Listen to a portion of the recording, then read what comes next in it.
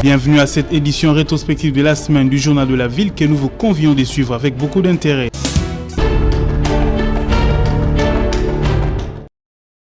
Le gouvernement de la République démocratique du Congo et le Banc syndical des enseignants du ministère de l'enseignement primaire, secondaire et technique se sont mis d'accord sur un certain nombre de préalables pour matérialiser la gratuité de l'enseignement enseignant ce vendredi 19 novembre 2021 depuis Mbwela Lodge dans la cité de Kisantu au Congo central, un addendum au protocole d'accord signé le 18 décembre 2019 dans l'agglomération des Bibois à l'est de la capitale Kinshasa. Ce protocole d'accord reprend bon nombre de revendications des deux parties passées au peigne fin par leurs représentants pour une gratuité de l'enseignement récit. Dans sa prise de parole, le ministre de l'enseignement primaire, secondaire et technique, le professeur Tony Mwabakaza, dit: Je suis content du travail abattu durant 3 semaines. Grâce à ce dialogue social, ils ont accouché des résultats auxquels tout le monde a adhéré. Je note avec satisfaction qu'au terme de ces que dirige des mains de maître son Excellence, Monsieur le Premier ministre Michel Samalukonde, de l'EPST, se sont accordés sur les principaux points qui constituaient la matière des négociations. De ce qui précède, le gouvernement s'engage à matérialiser les résolutions contenues dans l'addendum, sanctionnant la fin de ces négociations. Émissaire du Premier ministre, le vice-premier ministre, ministre de la fonction publique, de la modernisation, de l'administration et de l'innovation du service public, Jean-Pierre Liaou, qui a procédé à la clôture de ces assises, a annoncé que le Premier ministre a signé un décret portant à création et fonctionnement du Fonds de promotion de l'enseignement. Je sais le combat que vous avez mené pour que nous puissions atterrir sur cette problématique de fonds pour la promotion de l'enseignement, le FPN. Il fallait, vaille que je puisse obtenir du Premier ministre la signature de ces décrets que nous attendons. C'est donc ces décrets portant création, organisation et fonctionnement de cet établissement public que nous attendions tous, qui viendra consolider ce processus de la gratuité de l'enseignement primaire dans notre pays. Il s'est dénoté qu'une feuille de route débattue, adoptée, a été soumise au gouvernement de la République.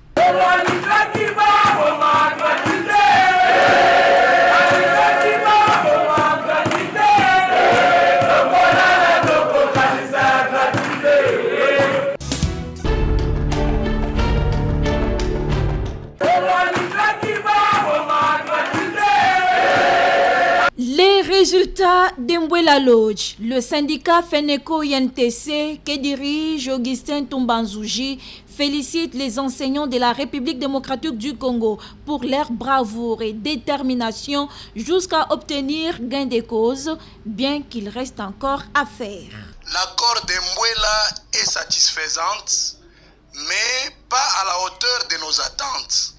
C'est le sens du patriotisme qui a animé les deux parties, le respect mutuel, tenant compte de la voix de la majorité, que nous sommes arrivés à cet accord. C'est par la force des choses, suite à la grève, l'une des plus suivies au pays, le gouvernement a rompu avec ses habitudes pour retourner à la table des négociations, c'est-à-dire en dehors de la prévision d'une rentrée scolaire paisible. Coup de chapeau aux enseignants pour avoir contribué à cette démonstration de force syndicale. Cependant, la FENECO-INTC dit avoir un petit pincement au cœur. C'est la circulaire sur les frais de fonctionnement du secondaire qui contient beaucoup d'imperfections. Pour qu'elle ne constitue pas un obstacle à l'équité, il serait mieux d'abréger sa mise en œuvre pour évaluer son impact par rapport non seulement aux possibilités des parents, mais également à l'attitude des prédateurs véreux prêts à faire éclater la gratuité pour leurs intérêts égoïstes. Et pour ce faire, une réunion de restitution sera convoquée la semaine prochaine à la FENECO UNTC, informe le secrétaire général de ces syndicats.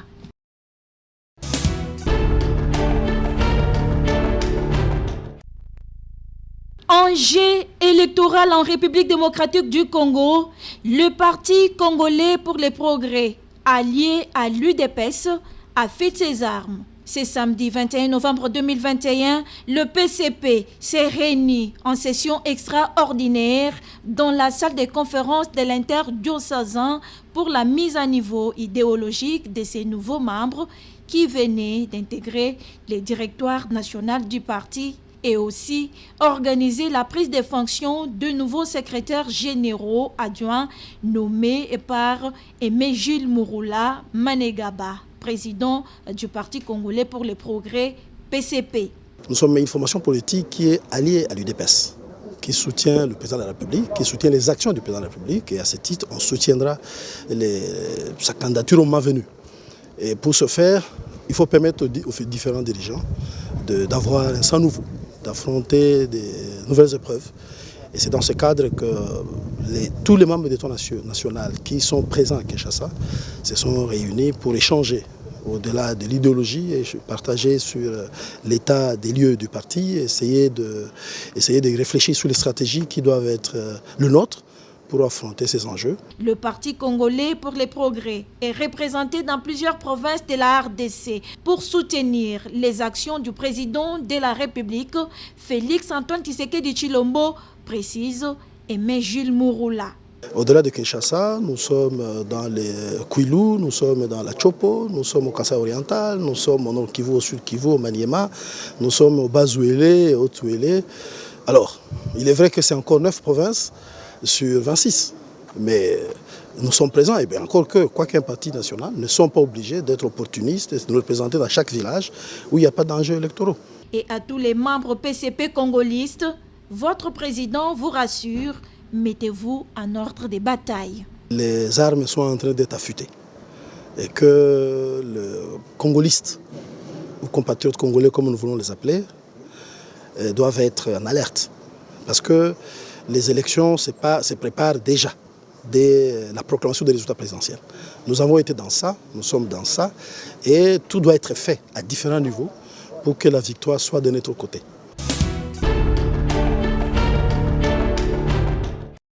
Au cours d'un point de presse organisé ce samedi 20 novembre 2021, le mouvement Congo en avant, MCA, que dirige Kaskasongo Kalalo, dit suivre de près le programme de développement des 145 territoires initié par le chef de l'État, Félix Antoine Tshisekedi Tshilombo, lancé récemment par le Premier ministre chef du gouvernement. Conformément à l'innovante vision du développement de la RDC du mouvement Congo en avant, qui consacre le développement de notre pays à partir de la base, dont notamment nos territoires, ce programme rentre parfaitement dans la vision du MCA et nous nous en félicitons. Il y a lieu de nous réjouir car le vrai développement commence à partir de la base. Il faut, pour un Congo émergent, prospère, dans lequel les redistributions des richesses nationales sont équilibrées, comme les visualise le MCA, une réelle politique de développement des entités plus proches des populations, car celles-ci sont en interaction permanente avec la population. Et pour ce faire, le mouvement Congo en avant souhaite que ce programme salutaire et intelligent commence par les territoires les moins défavorisés de notre pays. Ainsi, pour assurer la réussite de ces programmes de développement à la base, le MCA recommande au président de la République, chef de l'État, d'assurer un suivi politique permanent du projet de développement des territoires, notamment par des mises à jour mensuelles aux réunions des conseils de ministres. D'assurer le contrôle permanent d'exécution financière et des réalisations sur terrain à travers l'inspection générale des finances. Au gouvernement de la République, le MCA recommande la supervision personnelle du programme par son Excellence, Monsieur le Premier ministre Sama Lukonde. La participation des acteurs locaux dans la définition de projets locaux à entreprendre, notamment les autorités locales, la société civile ainsi que les notables. La transparence oblige de rendre public tous les projets retenus dans chaque territoire, y compris les budgets et les chronogrammes y afférents, afin de permettre l'évaluation citoyenne par les communautés locales. À tous les membres du mouvement Congo en avant des 145 territoires concernés par ces programmes de les soutenir et de veiller à sa bonne exécution, insiste Kaska Songo Kalalo.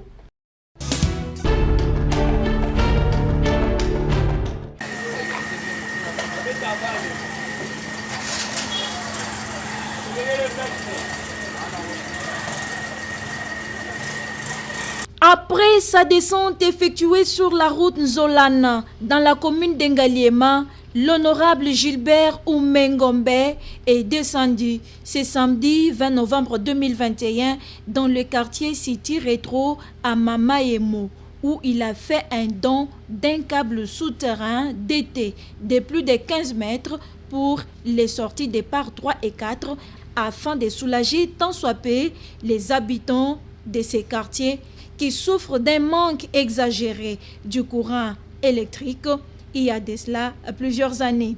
Satisfaits du geste posé, les habitants du quartier City Rétro remercient l'honorable Oumé, qu'ils appellent affectueusement Papa Boboto, Papa social Molobeli Yabana Lukunga. Honorable ayoki kolela na biso asungi biso na oya muke mayebisi biso esiliti tosalela état de besoin ya biloko toza nango bongo akosunga biso mpo role na bango ezali fo basungaka biso po biso nde bato votaka bango donc tosepeli topesi merci mingi le biso moko tokoma kosomba bakable tosali cotisation na quartier tosombi bakable esengo na biso ezali puiske honorable uma ye kosunga biso na morceau ya câble mpo totiana na badifficulté tozozala nango. Voir la population d'Engaliema et de toute la Lukunga en général vivre avec le courant, c'est le souhait majeur de l'honorable Gilbert Oumé Ngombe.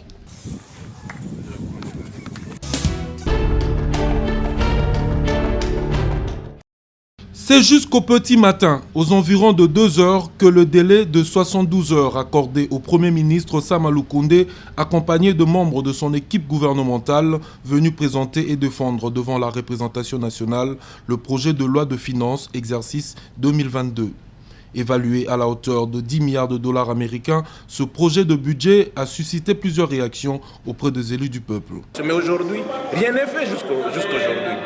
Si nous prenons par exemple dans le secteur de la santé, c'est le pilier 11 du programme de gouvernement, où le gouvernement promet d'améliorer les conditions sanitaires, la construction des hôpitaux, ainsi de suite, l'amélioration de 50%, l'augmentation de 50% des médicaments importants, la prise en charge des indigents et les groupes de vulnérables. Tout ça, on ne voit rien.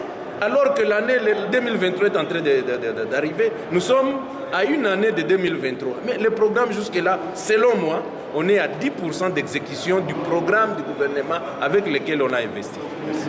Au regard de l'assiette que nous avons, ce qu'on propose au ministère de la Défense, c'est raisonnable et c'est correct, mais seulement l'exécution par le militaire. Parce que nous avons des généraux qui sont des millionnaires. Là, il y a un problème. Nous ne pouvons pas, nous disons que c'est peu, mais le peu là doit arriver nécessairement à la destination. C'est pourquoi moi je suggère aux collègues, nous allons débattre, qu'on puisse transformer la ration des militaires et des policiers à des primes. Chez moi, il n'y a aucun militaire qui bénéficie des rations, aucun policier qui bénéficie des rations. Là aussi, c'est un problème. Ne fût-ce que cette fois-ci, nous pouvons dire que non, c'est un budget réalisable et il y a aussi la sincérité budgétaire dans la loi que nous venons d'examiner. Outre les critiques, soit positives ou négatives, sur ce projet de loi, certains élus ont formulé des recommandations et exprimé leurs inquiétudes. portant notamment sur la réduction de train de vie des institutions, le paradoxe entre les performances budgétaires et son impact sur le social, ainsi que l'augmentation des montants alloués à quelques secteurs clés dans l'enseignement, la santé et la sécurité.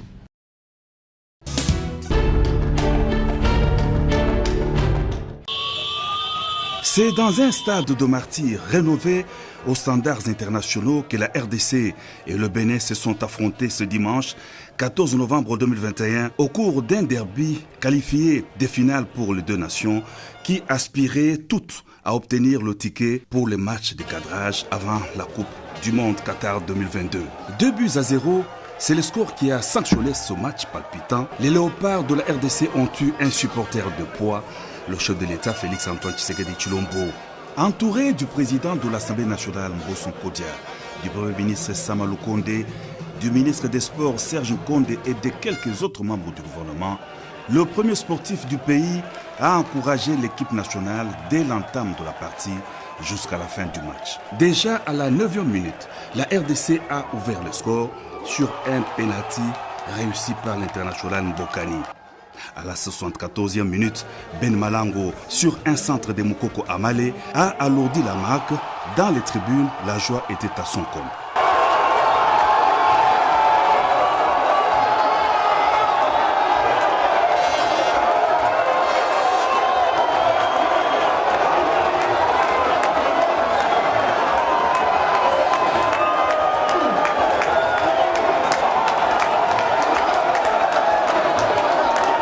Et comme à l'accoutumée, le président de la République Félix Antoine Tshisekedi Tshilombo a communié dans les vestiaires avec les léopards qu'il a encouragés et félicités après leur brillante victoire.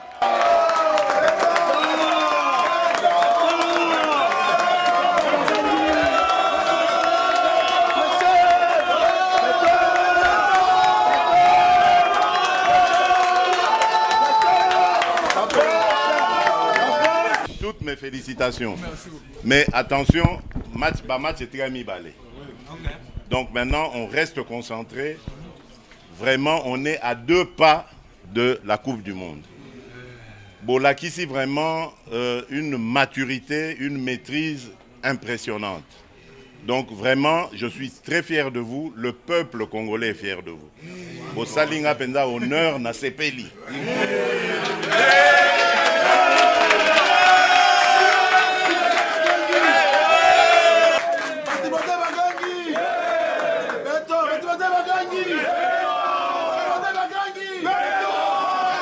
Très motivés, les léopards qui vont de victoire en victoire ne voient plus que les prochains matchs de cadrage. Ils ont remercié le père de la nation pour son soutien.